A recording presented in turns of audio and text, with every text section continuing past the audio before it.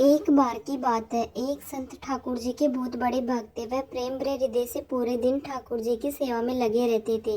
प्रातःकाल उन्हें बड़े प्रेम से उठाना, स्नान आदि करवाकर उन्हें अत्यंत प्रेम के साथ अपने हाथों से भोग लगाते और उसके बाद वह उनके भजन कीर्तन में लीन हो जाते और रात्रि में भक्ति और प्रेम से परिपूर्ण होकर उनको सुलाकर ही स्वयं सोते थे।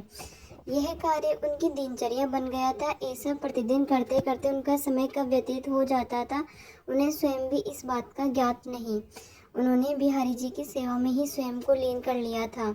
इसके अलावा उन्हें और कुछ ज्ञात नहीं था। वह जहाँ भी जाते वहीं ठाकुर जी को अपने संग ले जाते। हर क्षण उन्हें सिर्फ ठाकुर जी का ही ध्यान रहता। वह सिर्फ उनकी ही बात किया करते और ठाकुर जी भी उन संत की सेवा भाव से अति प्रसन्न रहते थे। वो कहते हैं न कि भगवान को सिर्फ भक्त का प्रेम भरा हृदय चाहिए और कुछ भी नहीं। यह बात इस कहानी से सिद्ध हो जाती है कि भगवान को सिर्फ प्रेम और भक्ति की शक्ति से ही वश में किया जा सकता है। एक बार वह संत कुछ अन्य संतों के साथ ट्रेन की यात्रा कर रहे थे।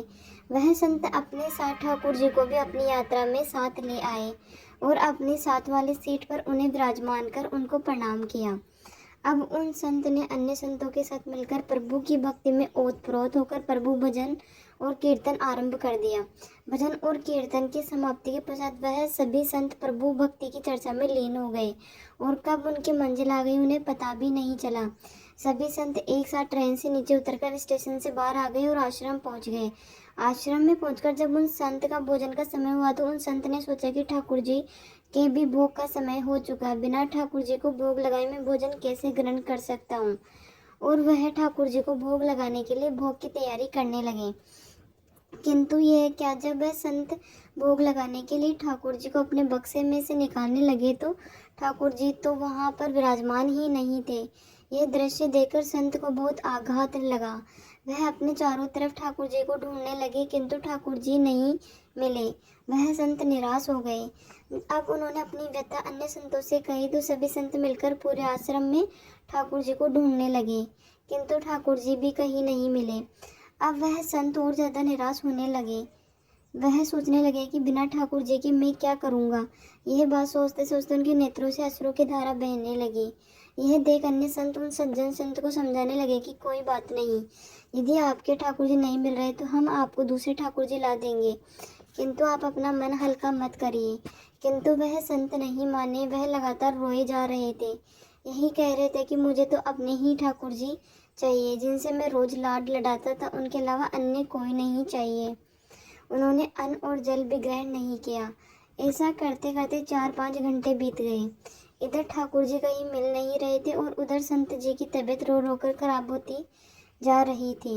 फिर अचानक एकाएक उन्हें याद आया कि आखिरी बार उन्होंने ठाकुर जी को ट्रेन में बिठाया था और प्रभु भक्ति की चर्चा में लीन हो गए। वो कब बगैर ठाकुर जी के लिए ट्रेन से उतर आश्रम पहुंच गए उन्हें पता ही नहीं चला। ये बात सुनते ही समस्त संतों ने उस सज्जन संत से कहा कि अब तो 4-5 घंटे बीत गए, वह ट्रेन बहुत दूर चली गई होगी। यह बात सुनकर सज्जन संत अन्य सभी संतों से कहा कि मुझसे गलती हो गई कि मैं बगैर अपने ठाकुर जी को लिए ट्रेन से उतर आश्रम पहुंच आया, किंतु मेरे ठाकुर जी मुझे छोड़कर कहीं नहीं जाएंगे। मुझे पूर्ण विश्वास है कि ठाकुर जी मेरी वहीं प्रतीक्षा कर रहे होंगे। एक भक्त का अपने प्रभु के प्रति ऐसा आत्मविश्वास देखकर वहां उपस्थित सभी संत उन सज्जन संत को साथ लेकर स्टेशन की ओर चल दिए। स्टेशन पहुंचकर संतों ने स्टेशन मास्टर को अपनी सारी कहानी सुनाई। यह बात सुनकर स्टेशन मास्टर ने संतों से कहा कि एक ट्रेन पिछले 4-5 घंटे से स्टेशन पर खड़ी है। हम सभी बहुत परेशान हैं कि बिना किसी तकनीकी समस्या के वह ट्रेन आगे क्यों नहीं बढ़ रही। स्टेशन मास्टर की इन बातों को सुनकर संतों को समझने में तनिक भी देर न लगी। यह सब तो उस लीलाधर की एक लीला थी और वह मुस्कुराते हुए अपने ठाकुर जी को लेने चल दिए। ट्रेन की बोगी में पहुंचकर जब उन संत ने ठाकुर जी को देखा तो ऐसा लगा मानो जैसे एक बच्चे की भांति बैठकर अपने पिता का इंतजार कर रहे हो कि कब उसके पिता आएंगे और उसे ले जाएंगे। तब उन संत ने ठाकुर जी को प्रणाम कर और क्षमा याचना करते हुए ठाकुर जी को लेकर ट्रेन से नीचे उतर गए। अंत में यह दृश्य देखकर सभी अचंभित रह गए। जब वह संत अपने ठाकुर जी को लेकर जैसे ही ट्रेन से नीचे उतरे, वैसे ही वह ट्रेन भी चल दी, जो बिना किसी तकनीकी समस्या के स्टेशन पर पिछले 4-5 घंटे से खड़ी थी। वहां खड़े सभी सज्जन पुरुषों ने भक्ति की शक्ति ये दृश्य देखकर सभी ने ठाकुर जी के चरणों में